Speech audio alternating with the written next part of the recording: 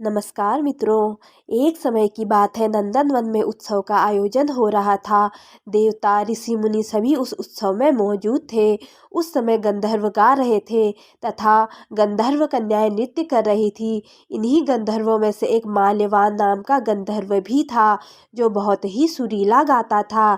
जितनी सुरीली उसकी आवाज़ थी, उतना ही वह रूपवान भी था। गंधर्व कन्याओं में से एक पुष्पवती नामक नित्यांगना भी थी। पुष्पवती नामक गंधर्व कन्या माल्यवान नामक गंधर्व को देखते ही उस पर आसक्त हो गई तथा अपने हाव भाव से उसे रिझाने का प्रयास करने लगी। माल्यवान भी उस पुष्पवती पर आसक्त होकर अपने गायन का सुर ताल भूल गया। इससे संगीत की लय टूट गई और संगीत का सारा आनंद बिगड़ गया। सभा में उपस्थित देवगणों को यह अच्छा नहीं लगा। माल्यवान के इस कृत्य से इंद्र भगवान नाराज होकर उसे श्राप देते हैं कि स्वर्ग से वंचित होकर मृत्युलोक में पिशाचों सा जीवन भोगो, क्योंकि तुमने संगीत जैसी पवित्र साधना का तो अपमान किया ही है, साथ ही सभा में उपस्थित गुरुजनों का भी अपमान किया है। इंद्र भगवान के श्राप के प्रभाव से पृथ्वी पर हिमालय पर्वत के जंगल में पिशाची जीवन व्यतीत करने लगे। पिशाची जीवन बहुत ही कष्टदायक था। दोनों बहुत दुखी थे। एक बार माघ के शुक्ल पक्ष की जया एकादशी के दिन संयोगवश दोनों ने कुछ भी भोजन नहीं किया और नहीं कोई पाप कर्म किया।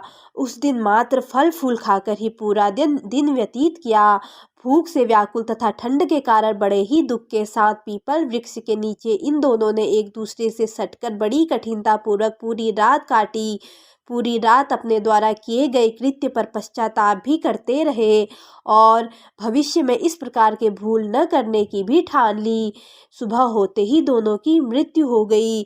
अनजाने में ही सही, उन्होंने एकादशी का उपवास किया था। भगवान के नाम का जागरण भी हो चुका था। परिणाम स्वरूप प्रभु की कृपा से इनके पिशाच योनि से मुक्ति हो गई और पुनः अपनी अत्यंत सुंदर अप्सरा और गंधर्व की देह धारण करके तथा सुंदर वस्त्रों तथा आभूषणों से अलंकृत होकर दोनों स्वर्ग लोक चले गए। देवराज इंद्र उन्हें स्वर्ग में देखकर आश्चर्यचकित हुए और पूछा कि वे श्राप से कैसे मुक्त हुए। तब उन्होंने बताया कि भगवान विष्णु की उन पर कृपा हुई।